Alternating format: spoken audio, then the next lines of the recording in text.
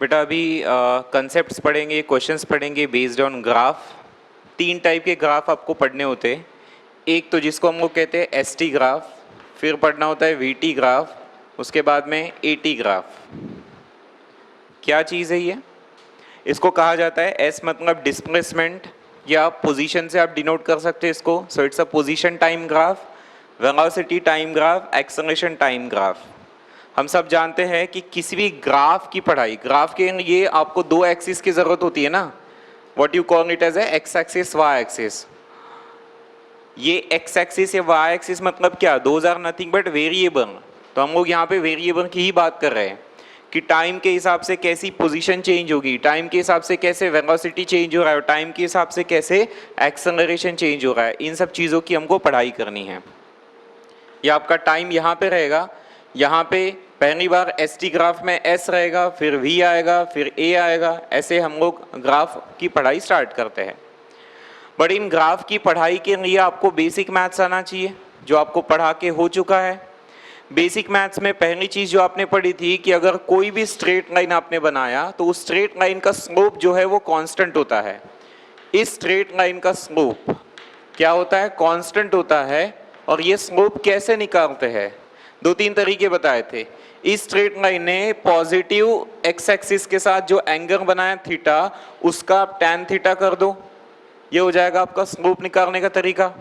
या ऐसा भी बताया था कि ये जो लाइन है उस लाइन पे आप कोई भी 2 पॉइंट पकड़ लीजिए, है ना, और 2 पॉइंट पे आपको ये ऐसे समझाया होगा कि ये होता है vertical line difference in y coordinate, this is difference in x coordinate. तो स्लोप का मतलब ये भी होता है dy by dx, difference in y coordinate upon difference in x coordinate.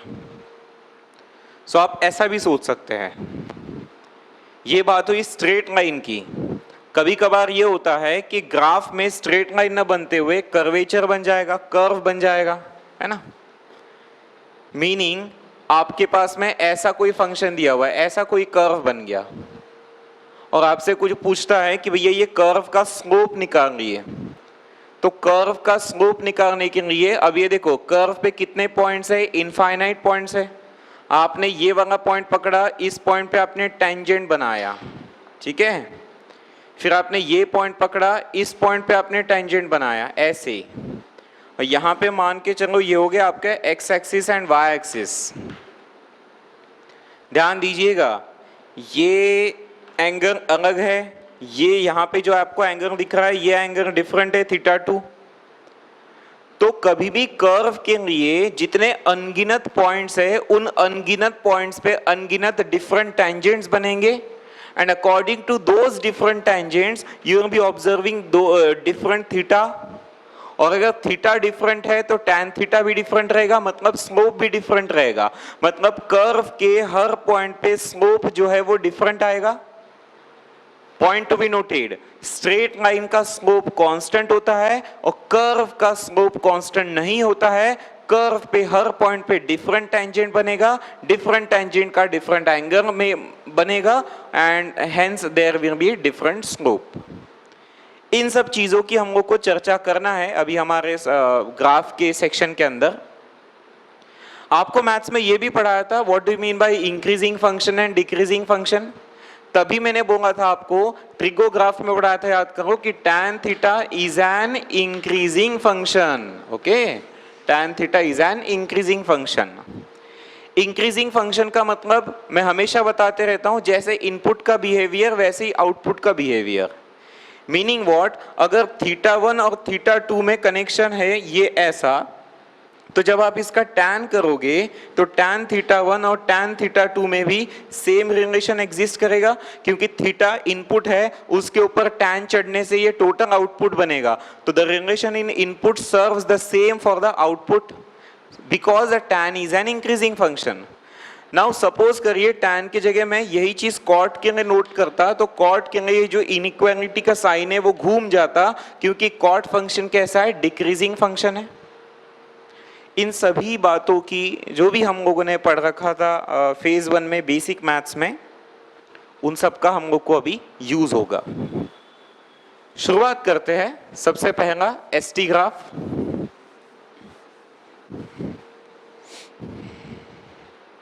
ठीक है, तो एसटी ग्राफ की मैं बात कर रहा था। पहले पढ़ लेते बेसिक्स, फिर हम न्यूमेरिकल्स पे जंप करेंगे। एसटी ग्राफ में वाई एक्सिस पे एस रखोगे, यहाँ पे टी रखोगे। जैसे कि मैंने कहा एस को आप डिस्प्लेसमेंट कह सकते हो या पोजीशन कह सकते हो। It's a position axis and this is a time axis. हम ऐसे ढेर सारे ग्राफ बना सकते हैं। कुछ एक ग्राफ बना के आपको समझाते चलता हूं मैं, ठीक है। पहला ग्राफ पे आप ध्यान देंगे। मानिए मैंने ऐसा कुछ ग्राफ बनाया, तो इसका मीनिंग क्या होगा? इसका मीनिंग ये होगा, देखिए पढ़ने का तरीका, ये एक्सिस पे आगे बढ़ोगे मतलब टाइम आगे बढ़ेगा। हम सब जानते हैं कि टाइम आगे ही बढ़ता है, टाइम कभी पीछे नहीं जाता है। क्या तुम्हारे पास टाइम मशीन, पीछे जा रहे हो तुम लोग चीजों को चेंज करे? नहीं, टाइम हमेशा आगे ही भागता है। तो ग्राफ को पढ़ने का तरीका देखिए, ग्राफ मेरा राइट में जा रहा है मतलब इनपुट राइट में जा रहा है, मतलब टाइम बढ़ते जा रहा है। हाँ जी, तो टाइम बढ़ते ही जाता है, कोई बड़ी बात नहीं है। बट क्या टाइम के साथ साथ पार्टिकल की पोजीशन चेंज हुई या सेम रही? पोजीशन सेम रही ना, ये दिख रहा है ना, सेम स्ट्रेट लाइन है, ना ऊपर गया ना नीचे गया, पोजीशन चेंज नहीं हुआ। तो अगर टाइम जितना चाहे टाइम बढ़ रहा है और अगर मैं यहीं पे खड़ा हूं, मैंने अपनी पोजीशन चेंज ही नहीं की, तो आप क्या समझेंगे? आप ये समझेंगे ना कि the body is at rest. Body rest में करके तो पोजीशन चेंज नहीं हुई। तो आपने इस ग्राफ से कंक्लूजन निकाल दिया कि बॉडी कैसी है? रेस्ट पे है। समझ गए? पहला ग्राफ खत्म हो गया, समाप्त। दूसरा ग्राफ देखिए, अगर मैंने ऐसा बना दिया वर्टिकल लाइन, क्या सीखने मिल रहा है आपको यहाँ पे? टाइम आगे बढ़ा क्या?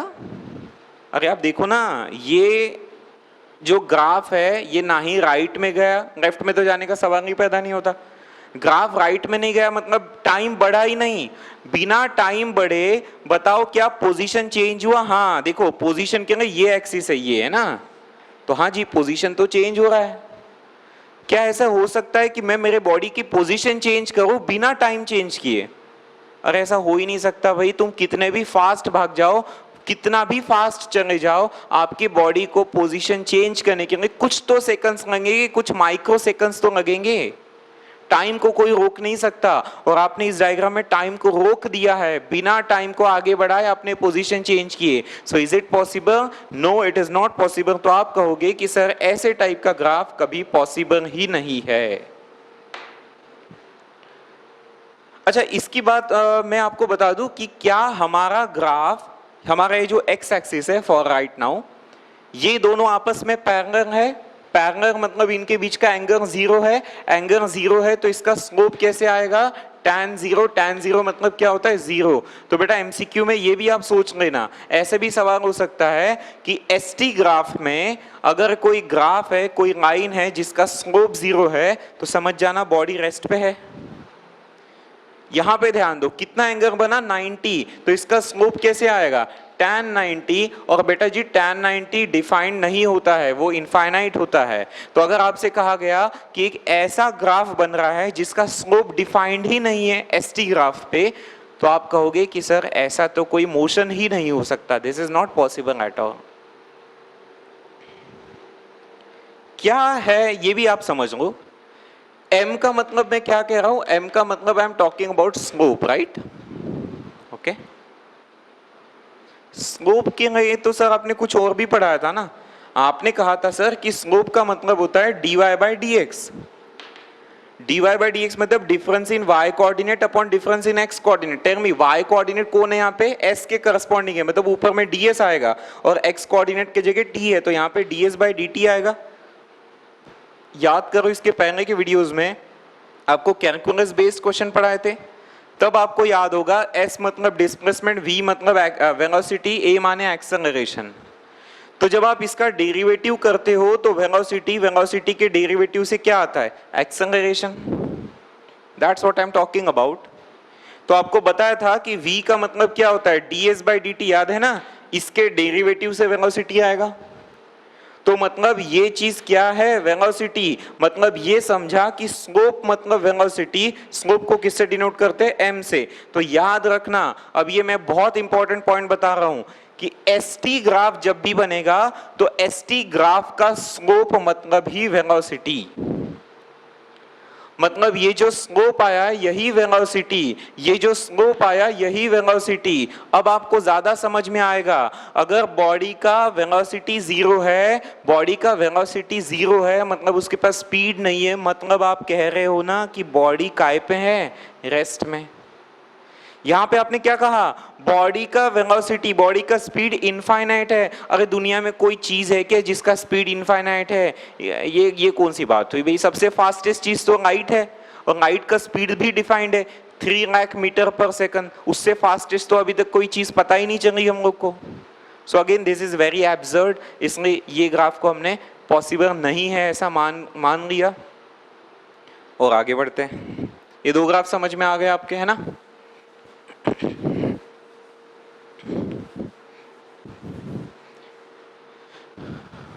हाँ जी, और आगे देखिए।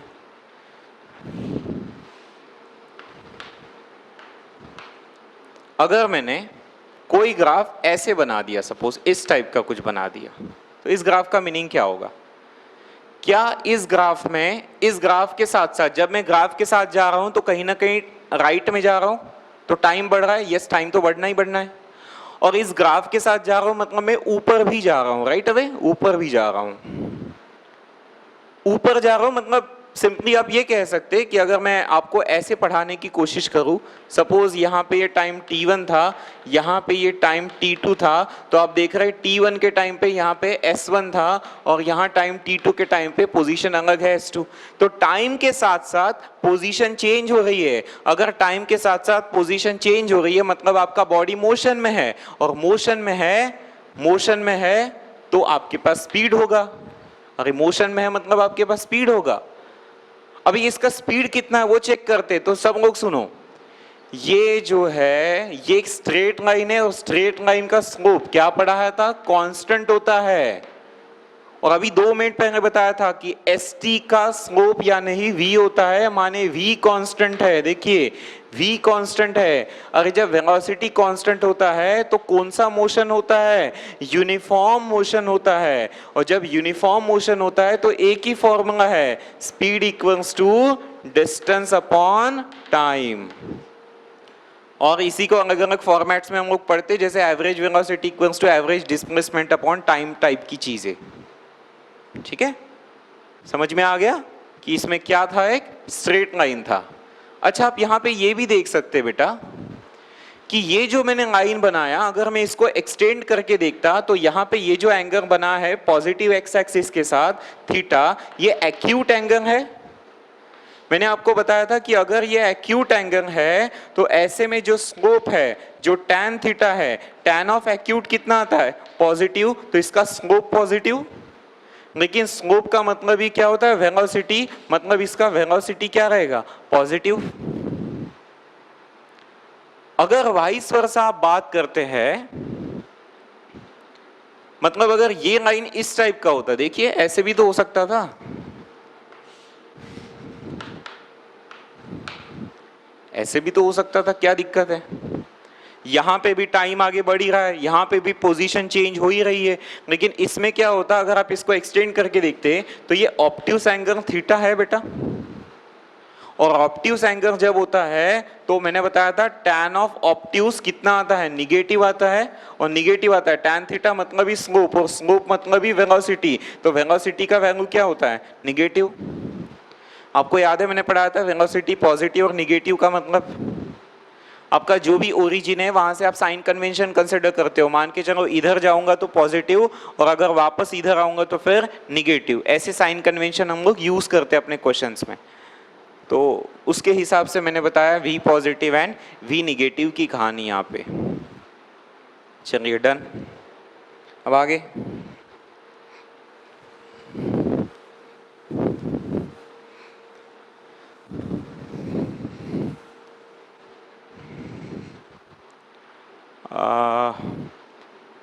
ठीक है, और ग्राफ पढ़ते हैं,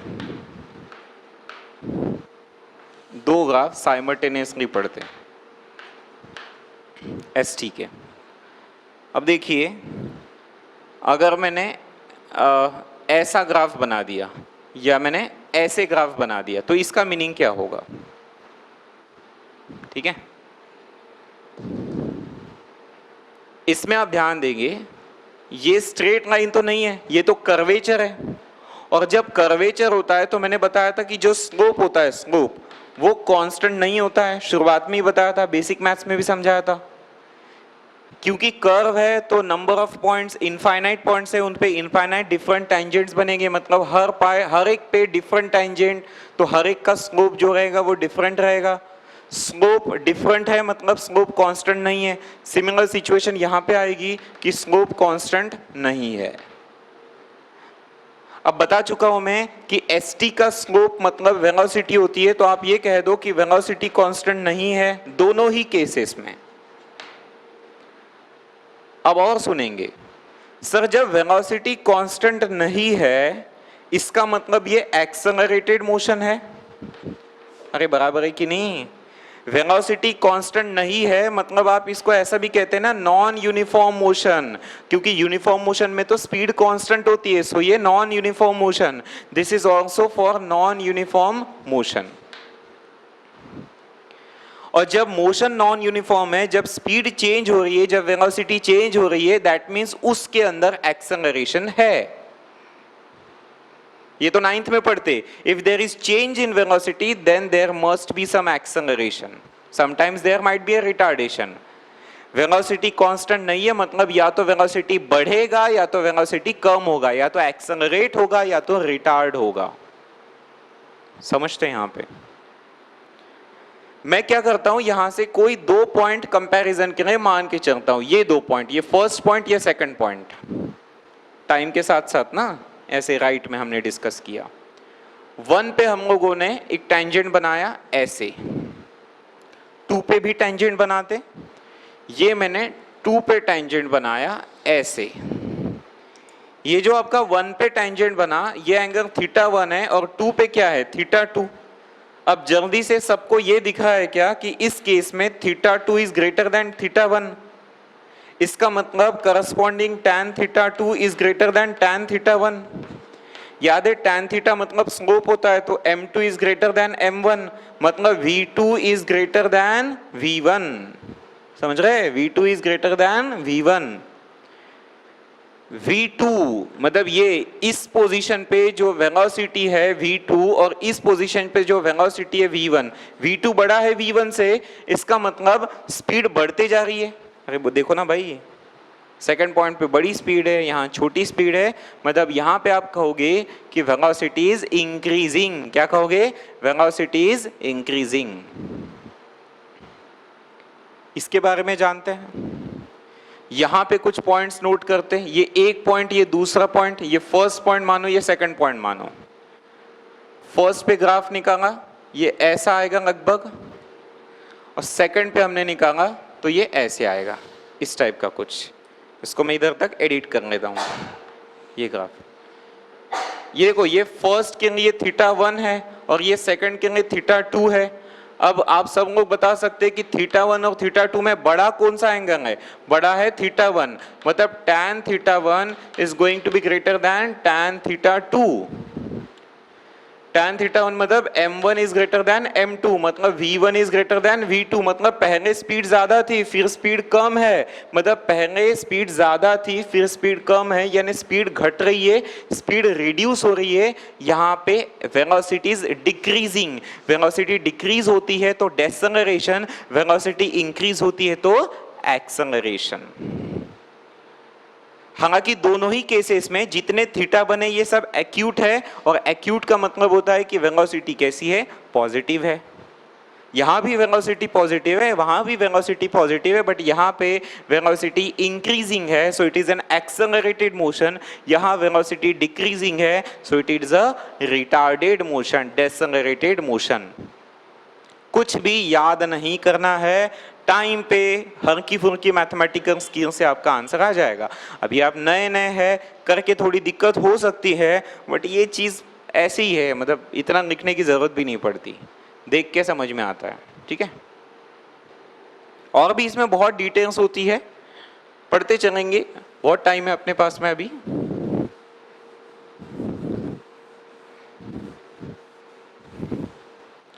अगर मैं एक हाथ ग्राफ ऐसा दे दूं आपको,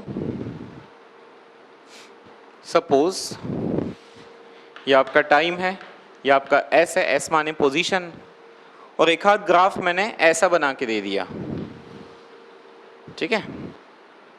बताओ ये ग्राफ के बारे में आप क्या कहोगे?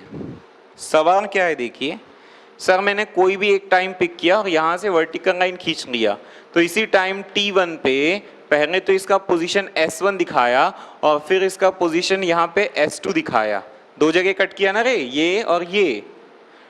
तो ऐसा पता चला कि एक ही टाइम पे उस बॉडी की दो डिफरेंट पोजीशंस है। तो ऐसा हो सकता है क्या? मतलब एक ही पॉइंट पे मैं यहाँ पे भी हूँ, वहाँ पे भी हूँ, ऐसा तो नहीं हो सकता, ये कोई जादू मंत्र तो है नहीं। मतलब ये ग्राफ फिर से क्या कहलाएगा? इम्पॉसिबल कहलाएगा। जब एक और ग्राफ बनाया था इम्पॉसिबल वाला, this is again not possible case. बाकी का मैंने आपको पढ़ा दिया और जानकारी आगे इकट्ठा करते चलेंगे। कुछ क्वेश्चन समझने की कोशिश करते हैं। जैसे कि पहला क्वेश्चन मैं आपको देता हूं ऐसा कुछ, ये आपका टाइम है, ये आपका डिस्प्लेसमेंट s है। लेट्स से मैं फर्स्ट बॉडी के लिए ये ग्राफ बनाया और सेकंड बॉडी के लिए ये ग्राफ बनाया। फर्स्ट बॉडी के लिए आपको एंगल दे रखा है 30 डिग्री और सेकंड बॉडी के लिए आपको दे रखा है 60 डिग्री, सपोज करिए, है ना, चलेगा ऐसे। और आपसे पूछता है what is the ratio of v1 to v2, ये आपको जवाब देना है। बहुत बेसिक एग्जांपल। चलो सब लोग बताओ, 1 और 2 दोनों स्ट्रेट लाइन है, स्ट्रेट लाइन का स्लोप कांस्टेंट होता है, st का स्लोप मतलब वेलोसिटी होता है, मतलब इसका भी वेलोसिटी कांस्टेंट है, इसका भी वेलोसिटी कांस्टेंट है, इसका वेलोसिटी v1 और इसका वेलोसिटी v2। वेलोसिटी का मतलब ही क्या होता है? स्लोप। st में वेलोसिटी का मतलब स्लोप और इसमें भी क्या होता है? स्लोप।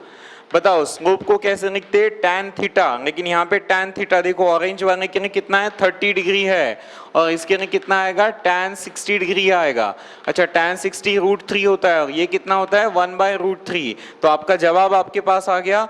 v1 का वैल्यू कितना है? 1/√3 और उसका वैल्यू कितना है? √3। सो √3 इधर ऊंचक क्या आएगा? 1/3 आपका आंसर है कि नहीं? आसान सवाल। बस आपको ये जज करना था कि ये स्ट्रेट लाइन है, इसमें स्लोप कांस्टेंट रहेगा, तो tan थीटा से आंसर आ गया आपका।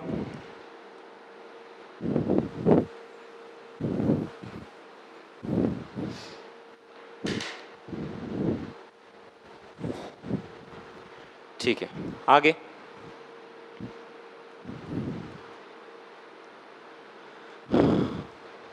चलिए ये क्वेश्चन करवाते हैं।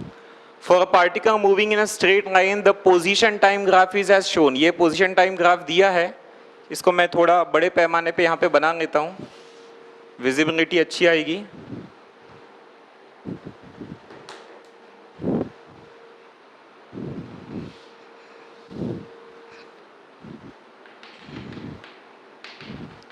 ये पोजीशन टाइम ग्राफ है, हाँ, जिसकी अपन लोग पढ़ाई कर रहे थे अभी। यहाँ पे एंगल अल्फा दिया है, यहाँ पे एंगल बीटा दे रखा है, ये पॉइंट है ए, ये पॉइंट है ओ, ये पॉइंट है बी। फिर देखते हैं यहाँ पे 8 है, यहाँ पे 2 है। ऑफ कोर्स ये मीटर में दे रखा है और ये सेकंड्स में दे रखा है, नो बिग डील। हाँ जी, ये ग्राफ आपके पास गिवन है। अब क्या कहता है? Find the velocity of particle at time t 1 second and 4 second, also sketch vt graph. ध्यान दीजिएगा, ये 0 सेकंड, ये 2 सेकंड और यहाँ पे ये पॉइंट जो B है इसको 6 सेकंड दिया है। तो हम सब जानते हैं कि 0 और 2 के बीच में ही कहीं ना कहीं 1 सेकंड आएगा, 2 और 6 के बीच में कहीं ना कहीं 4 सेकंड आएगा। तो इन्होंने सवाल ऐसा पूछा है कि 1 सेकंड पे यहाँ पे वेलोसिटी आपसे पूछा है, तो वेलोसिटी एट 1 सेकंड, और फोर्थ के टाइम पे पूछा है velocity for 4th second type का। कैसे निकालेंगे? सुनिए, एनालाइज करते।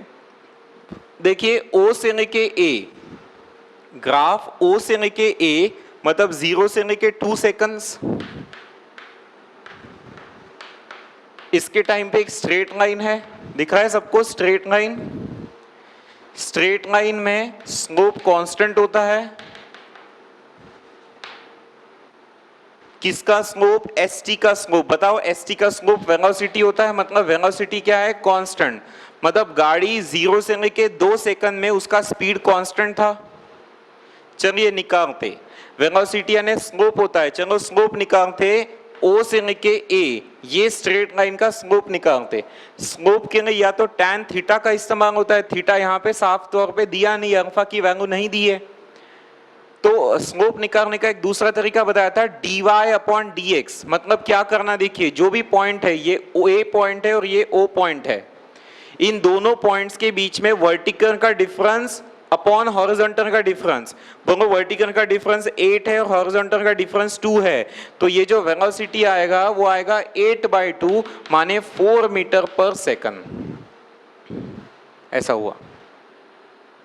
इसका मतलब आप ये जो पूछ रहे हो v1, ये कितना आएगा आंसर? 4 मीटर पर सेकंड। अरे इसमें कौन सी बड़ी बात है, ये तो बहुत आसान था ना, क्योंकि कहा था मैंने कि 0 से 2 सेकंड तक पूरी तरीके से स्पीड कांस्टेंट है। उस बीच में आप कभी भी पूछोगे तो मैं आपको जवाब वही दूंगा, मेरा 4 मीटर पर सेकंड। अब आगे बढ़ते हैं हम लोग, और आगे हम AB के बारे में बात करते। AB का मतलब क्या है कि आप 2 से लेके 6 सेकंड की बात करेंगे। ये देखो A से लेके आप B तक की बात करेंगे। यहाँ पे भी क्या ये स्ट्रेट लाइन है? ऑफ कोर्स ये स्ट्रेट लाइन है, तो स्ट्रेट लाइन में स्लोप क्या होता है? कांस्टेंट होता है। और स्लोप अगर कांस्टेंट होता है तो स्लोप मतलब v, तो v कांस्टेंट है, तो बताइए बेटा v कितना आएगा? v मतलब स्लोप। तो इन दोनों के बारे में जरा चर्चा करें।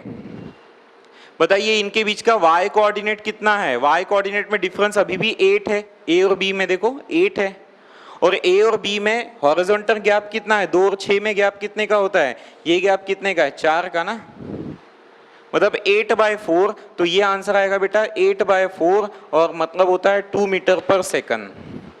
अब सबसे इंपॉर्टेंट बात ये है कि आप हमेशा चेक करते रहे कि आपका वेलोसिटी पॉजिटिव आ रहा है या निगेटिव आ रहा है। देखो ये वाला जो है, ये लाइन, इसने एक्यूट एंगल बनाया, एक्यूट के टाइम पे स्लोप पॉजिटिव होता है, तो पहला आंसर सचमुच पॉजिटिव होगा। लेकिन ये वाला एंगल जो है, आप देखिए, आप ये बीटा पे ध्यान मत दो, ये बीटा आपके लिए धोखा है। आपको हमेशा एंगल देखना होता है विद पॉजिटिव एक्स एक्सिस। इधर ये तो एक ऑब्ट्यूस एंगल है ना, और जब ऑब्ट्यूस एंगल होता है तो मैंने स्लोप बताया था निगेटिव आता है, मतलब बेसिकली ये वैल्यू आप माइनस मानेंगे, तो इसके लिए वेलोसिटी कितना आया? -2 मीटर पर सेकंड आया। तो वेलोसिटी -2 मीटर पर सेकंड है पूरे 2 से लेके 6 सेकंड तक के। अब 2 से 6 के बीच में ही तो ये चौथा सेकंड आ रहा है, तो वेलोसिटी एट 4th सेकंड का भी जवाब -2 मीटर पर सेकंड ही आएगा। आपके दोनों जवाब मैंने बता दिए। हर चीज को केयरफुली करेंगे तो आंसर्स बिल्कुल सही आएंगे। अच्छा बेटा, आपने अभी ये जो ग्राफ इन्होंने दिया था, ये एसटी ग्राफ दिया था, इन्होंने हमको वीटी ग्राफ पूछा है, खुद स्केच करने बोला है, तो करते ना वीटी ग्राफ। ये देखो, ये टाइम है, ये आपका वेलोसिटी है, ये आपका 0 पॉइंट। हमारे लिए इंपॉर्टेंट मुद्दे यहाँ पे टाइम के 0, 2 सेकंड और फिर 6 सेकंड है। जैसे कि अभी अभी हमने पढ़ा कि 0 से 2 सेकंड के लिए वेलोसिटी का वैल्यू 4 है, तो यहाँ कहीं 4 बड़ा इंपॉर्टेंट है, और बाद में 2 से 6 के लिए -2 इंपॉर्टेंट है, तो यहाँ नीचे कहीं -2 रहेगा। ग्राफ कैसे बनेगा देखो, 0 से 2 के लिए 4 और 2 से 6 के लिए ये आपका ग्राफ है, ये जो दिख रहा है येलो वाला, this is a graph VT. तो आपने देखा 0 से 2 सेकंड के लिए वेलोसिटी कांस्टेंट है, पॉजिटिव कांस्टेंट वैल्यू है, और बाद में 2 to 6 के लिए निगेटिव कांस्टेंट वैल्यू है -2। तो एग्जैक्टली 2 सेकंड पे क्या हुआ? अचानक पॉजिटिव से निगेटिव हुआ, अचानक ट्रांजिशन हुआ। याद है मैंने समझाया था, अचानक ट्रांजिशन का मतलब क्या? पार्टिकल ऐसे आ रहा था मतलब पॉजिटिव, और जाना मतलब वेलोसिटी निगेटिव। तो at the end of 2 second suddenly उसने यू टर्न मारा होगा, क्योंकि जब यू टर्न होता है तभी वेलोसिटी 0 होता है। बताया था, जैसे बॉल आपने ऊपर फेंका, ऊपर जाके फिर वो नीचे आता है, तो वहां पे वेलोसिटी कितना होता है, 0। टॉप मोस्ट पॉइंट पे वेलोसिटी 0 होता है, बताया था आपको, इसके पहले की क्वेश्चंस में भी करवाए थे। ये क्वेश्चन समझ में आया होगा। आगे देखते हो।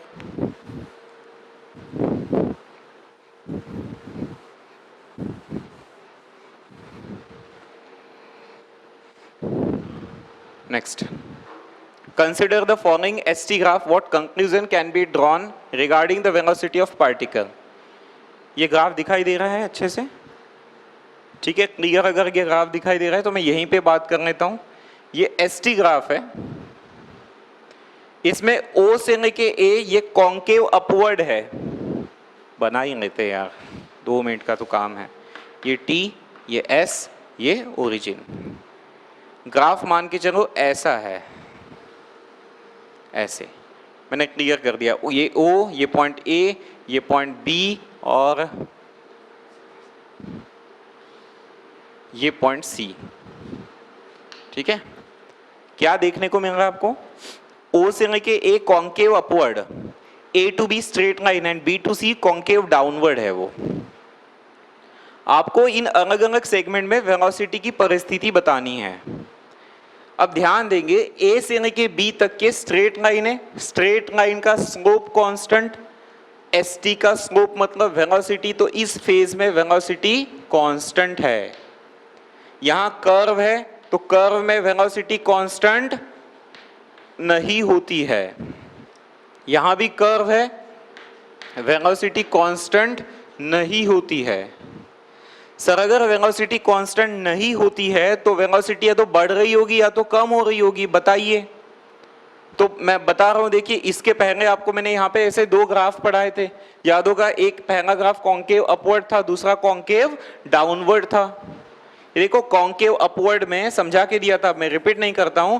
इस फेज में वेलोसिटी इंक्रीज होगा और इस केस में जब भी आप जाके देख सकते हैं तो वो वेलोसिटी डिक्रीज होगा। पता चल गया तीनों फेज, मतलब पहले गाड़ी एक्सेलरेट हो रही, मानो एक ट्रेन एक स्टेशन से दूसरे स्टेशन पे जा रही है, इस स्टेशन से छूटी तो एक्सेलरेट होती है, फिर कुछ देर तक कांस्टेंट स्पीड पे चलती है, फिर दूसरा स्टेशन पास में आ रहा है तो डेसेलरेट होती है। इस टाइप की कुछ बातें है ना। ये क्वेश्चन हो गया। अब हम और आगे बढ़ते हैं। नेक्स्ट है VT ग्राफ, अगले वीडियो में ट्राई करते हैं इसको।